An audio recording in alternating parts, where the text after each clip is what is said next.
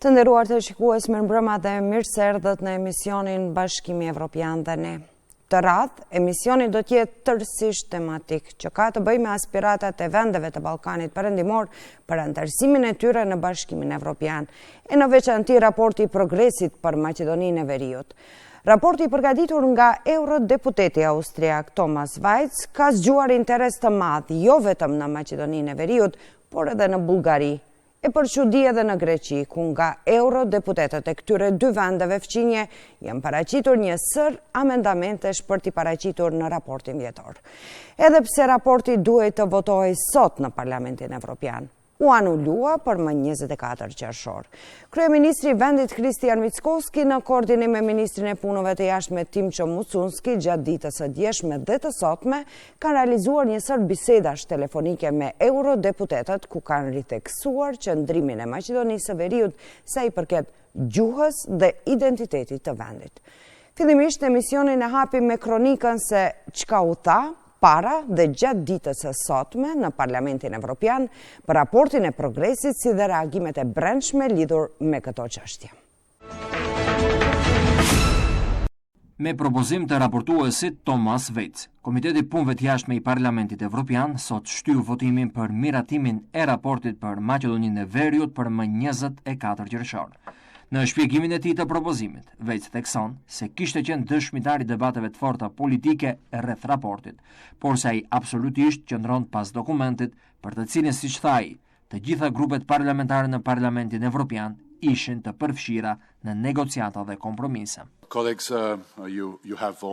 Kolegë të mi, ju keni qenë të gjithë dëshmitar të debateve të forta politike rreth raportit, por unë absolutisht qëndroj pas këtij dokumenti, për të cilën të gjitha grupet kanë qenë të përfshira në negociata, të gjitha grupet kanë marrë pjesë në formimin e këtyre kompromiseve. Ky është një raport i Parlamentit Evropian dhe Bashkimit Evropian për Maqedoninë e Veriut. Ky raport nuk synon të zgjidhë çështjet dypaleshe midis Maqedonisë së Veriut dhe Bullgarisë. Megjithatë, ne dimë se bëhet fjalë edhe për marrëdhënie dypaleshe, por edhe le të themi për sundimin e ligjit, trajtimin e komuniteteve pakicë e kështu me radhë. Prandaj, do të doja të kërkoja shtyrje të votimit për këtë raport për më 24 qershor. Ai theksoi se qëllimi i kësaj kërkese është të jap kolegëve të tij eurodeputet, veçanërisht atyre nga grupet parlamentare të krahut djathtë të konservatorëve dhe reformistëve evropian, por dhe Evropës së kombeve sovrane, mundësinë për të përditësuar regjistrat e tyre të lobimit. Eurodeputeti spanjoll Nacho Sánchez Amor deklaroi se grupi i tij parlamentar Aleanca Progresive Socialistëve dhe Demokratëve e mbështet propozimin, vetëm sepse ai vjen nga vethartuesi i raportit, duke shprehur gjithashtu mirënjohje për të gjithë ata që kanë qenë përfshirë në përgatitjen e dokumentit, të cilën e cilësoi si një rezultat të shkëlqyer. Por nuk mund t'i pranojmë dhe i hedhim poshtë akuzat dhe insinuatat e pakëndshme që u përdorën për të justifikuar kërkesat për shtyrje të ardhura nga grupe të tjera. Nuk ka nevojë të akuzosh dikë, vetëm për të kërkuar një procedurë normale, siç është shtyrja e votimit. Shpreh keqardhjen time të thellë për fjalët dhe akuzat që u drejtuan ndaj raportuesit Thomas Vajc dhe bashkëpunëtorëve të tij në këtë proces. Duhet të mos lejojmë që përplasja i jashtme të ndikojë në punën e parlamentit. Le të mbrojmë institucionin nga ndikime të tilla, ka theksuar eurodeputeti spanjoll. Gjatë debatit djeshëm në Komisionin për Punë të Jashtme të Parlamentit Evropian, eurodeputetët bullgar Ivailo Valchev dhe bashkëkombësi i tij Stanislav Stojanov ka njoftuar se janë drejtuar udhëheqjes së Parlamentit Evropian me kërkesë për ndalur procedurën për miratim të raportit për Maqedoninë e Veriut, duke akuzuar për rrjedhje të informacionit në kohë reale gjatë përgatitjes së dokumentit. Stojanov madje akuzon raportuesin Thomas Vajc për takime të paautorizuara me autoritetet maqedonase dhe për shkelje të rregullave të transparencës së Parlamentit Evropian, duke deklaruar se për këto arsye raporti propozuar është i komplementuar dhe i njëanshëm. Në seancën e sotme të AFET, Valchev e përshëndet si vendim të mençur në kohën e duhur dhe të përgjithshëm vendimin e Vajc për të shtyrë votimin për raportin. Ai megjithatë hedh poshtë deklaratat e Vajc lidhur me përditësimin e regjistrit takimeve me lobist duke këmbgulur se ai vet nuk ka zhvilluar asnjë takim me lobi. Ще започнем първо с това, че Zotri Vajc solli vendim për prolongim për atë që, siç tha ai, grupet e lobit nuk kam se çfarë të them, nuk shoh kur fare lobist. E falenderoj sërish për këtë vendim, që vërtet ishte i mençur dhe i matur në këtë moment. Shpresoj që në ditët dhe javët në vijim, përpara rishqyrtimit të raportit, ai të tregoj po aq maturi dhe të thras të paktën edhe një takim tjetër me raportuesit në hije, për të sqaruar çështjet e mbetura të ndjeshme. Kryeministri Hristijan Mickovski, lidhur me propozim raportin e raportuesit të Parlamentit Evropian për vendin Thomas Vejc, një ditë më parë tha se janë realizuar shumë biseda telefonike, por nuk saktëson nëse ka informata nga Partit Binjake të VMRO-DPMNES lidhur me votimin në kuadër të AFET. Nuk votohet nesër në Parlamentin Evropian, por nesër kalon në Komisionin e Punëve të Jashtme të Parlamentit Evropian. Gjatë ditës së djeshme, realizova numër të madh të bisedave telefonike, Ministri i Punëve të Jashtme, po ashtu njerëz të tjerë nga qeveria, po ashtu biseduan gjatë ditës, ashtu që të presim të vijë dita e nesërme. Presidentja e Shtetit Gordana Siljanovska-Davkova, megjithatë pret që Parlamenti Evropian të mbështesë rezolutën që garanton identitetin dhe gjuhën maqedonase. Se разбира дека очекувам. Kuptohet se pres për krahje, por sinqerisht nuk kam pritur që në shekullin e 21 në Parlamentin Evropian të lexojnë ndonjë amendament që konteston identitetin e dikujt. Ky është fenomen i panjohur, sidomos kur je i ulur në një institucion që është pjesë e Bashkimit Evropian, ku dokumentet konstituive bazë si Marrëveshja për Bashkimin Evropian, Traktati i Lisbonës, Deklarata për të drejtat fundamentale, garantojnë respektimin e identitetit nacional, kulturor, dinjitetin dhe integritetin e njeriut. Kjo është diçka shokuese. Pres të mbështetet, në të kundërtën kjo flet shumë për kapacitetin demokratik të Bashkimit Evropian. Sipas planit fillestar, Komisioni për Punë të Jashtme i Parlamentit Evropian duhet votonte për miratimin e projekt raportit për Maqedoninë e Veriut gjatë seancës majit, por votimi u shty. Nëse AFET do ta kishte mbështetur raportin e Vejc në votimin e sotëm, hapi radhës do të ishte votim përfundimtar në seancën plenare të Parlamentit Evropian në muajin korrik. Komisionerja e Bashkimit Evropian për zgjerim Marta Kos është shprehur e gatshme ta merr rolin e lehtësuesit nëse është e nevojshme për t'i afruar qëndrimet apo anashkaluar mosmarrveshjet midis Maqedonisë së Veriut dhe Bullgarisë. Komisionerja Kos ka shprehur shpresën se në 4 vitet e ardhshme të paktën një vend tjetër do të bëhet antare e Bashkimit Evropian. Nga foltorja e Parlamentit Evropian, Eurokomesaria Kos ka folur edhe për Shqipërinë, Serbinë, Kosovën, Malin e Zi dhe Turqinë, më konkretisht për hapërimin e këtyre vendeve drejt antarësimit në Bashkimin Evropian. Komisionerja e Bashkimit Evropian për zgjerimin Marta Kos ka thënë se objektivi politik i Bashkimit Evropian është të fillojmë negociatat me Maqedoninë e Veriut në kuadër të klasterit vlerat themelore, sapo të miratohen ndryshimet e nevojshme kushtetuese. Këtë qëndrim Marta Kos e ka thënë në fjalimin e saj hapës në debatin me antarët e Komitetit të Punëve të Jashtme të Parlamentit Evropian mbi zgjerimin e Bashkimit Evropian. Bulgaria and North Macedonia. Bullgaria dhe Maqedonia e Veriut duhet të fillojnë diskutime intensive dhe të gjejnë një zgjidhje për këtë çështje dypalshe dhe unë jam në dispozicion si lehtësuese nëse është e nevojshme. Ajo tha gjithashtu se Komisioni Evropian po shqyrton mënyra për të thjeshtuar procedurat për pranim në Bashkimin Evropian në mënyrë që të shmanget rreziku që çështjet dypaleshe të ngadalsojnë procesin, veçanërisht në këtë kontekst të ndjeshëm gjeopolitik.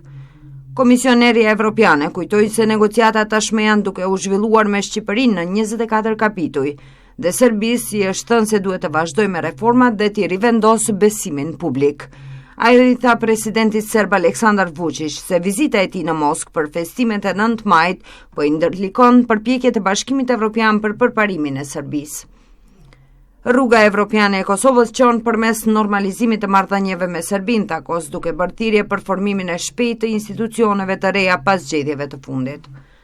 Në Bosnjë dhe Hercegovinë, sipas Kos, bllokada politike vazhdon, por dera e hyrjes në Bashkimin Evropian mbetet e hapur.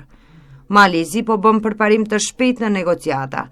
6 kapituj janë mbyllur tashmë dhe negociatat pritet të përfundojnë deri në vitin e ardhshëm. Kos theksoi se Turqia mbetet një partner strategjik i Bashkimit Evropian dhe se është në interes të përbashkët që vendi të mbetet i lidhur me vlerat evropiane. Lidhur me Gjergjin, ajo paralajmëroi se autoritetet atje po e distancojnë vendin nga Bashkimi Evropian dhe po krijojnë rreziqe për themelet e demokracisë. Candidate countries such as Ukraine, Moldova, Ne duhet të ndërmarrim më njëherë hapat e ardhshëm me Ukrainën dhe Moldavin. Gjithçka është gati dhe tani i takon Këshillit të BE-s të fillojë negociatat. Nëse duam paqe dhe stabilitet në Evropë, duhet të jemi të pavarur dhe të përfundojmë Bashkimin Evropian. Ky është një detyrim moral.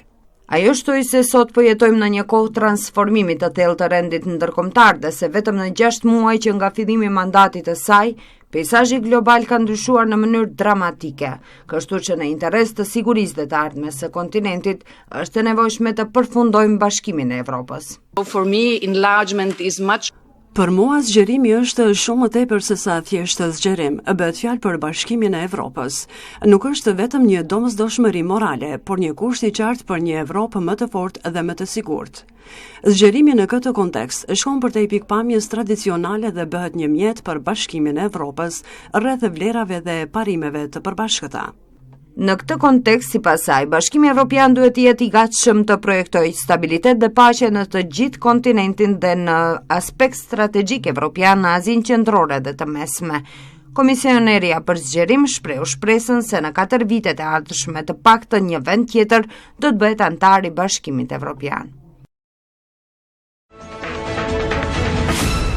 Rruga e Kosovës drejt Bashkimit Evropian shkon përmes dialogut dhe normalizimit të raporteve mes Kosovës dhe Serbisë. Komisioni Politikës së Jashtme në Parlamentin Evropian mbetet i gatshëm të përgatisë mendimin për antarësimin e Kosovës në Bashkimin Evropian, kur të marrë një kërkesë të tillë nga Këshilli.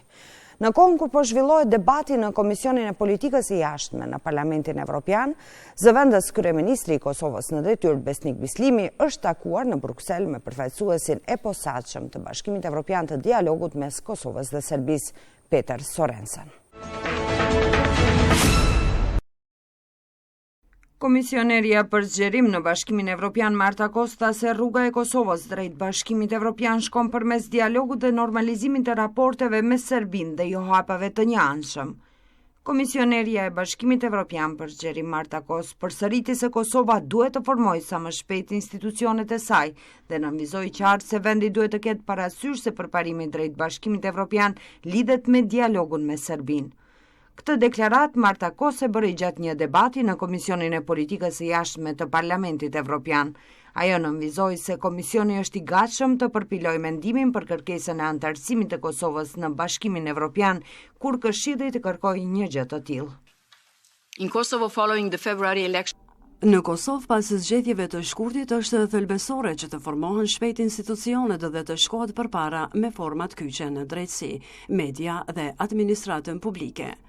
Një qeveri funksionale dhe një kuvend janë të domosdoshëm në mënyrë që Kosova të përfitojë nga plani i reformave dhe rritjes. Kosova qysh në dhjetor të vitit 2022 ka dorëzuar formalisht kërkesën për antarësim në Bashkimin Evropian, por ajo kërkesë asnjëherë nuk është qortuar nga ana e Këshillit Evropian. The Commission stands ready to prepare the opinion. Komisioni mbetet i gatshëm të përgatisë mendimin për antarësimin e Kosovës në BE, kur të marrë një kërkesë të tillë nga Këshilli. Por më lejoni të jem e qartë, rruga e Kosovës drejt BE-s shkon përmes normalizimit të raporteve me Beogradin e jo përmes veprimeve të njëanshme. Sipas procedurave në Bashkimin Evropian, vendet anëtare në Këshill duhet të mandatojnë Komisionin Evropian për të përpiluar mendimin nëse Kosova i përmbush apo jo kushtet për status kandidati. Pastaj vendimet në bazë të atij mendimi i merr Këshilli, duke vepruar një zëri nga të gjitha vendet anëtare.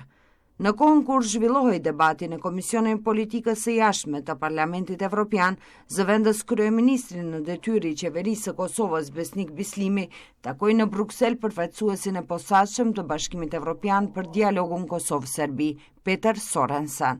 Ky është takimi i parë i Bislimit me Sorensen në Bruksel. Sorensen nuk foli për takimin, por sipas kryenegociatorit të Kosovës, në takim janë ngritur një sër çështjesh. Tregojmë se deri në çmos janë humbit që ka Kosova në baza vjetore nga kjo dhe bariera që në vazhdimsi Serbia në mënyrë artificiale po i vendos. Diskutuam edhe për një proces shumë të rëndësishëm që kemi për mbështetjen e shqiptarëve në luginë e Presheves përmes ndihmeve për fermerët e vegjël, të cilët i ka bllokuar Serbia në llogaritë bankare të Këshillit Kombëtar Shqiptar, ku kërkuam një përgjigje sa më shpejt për zhbllokimin e këtyre mjeteve.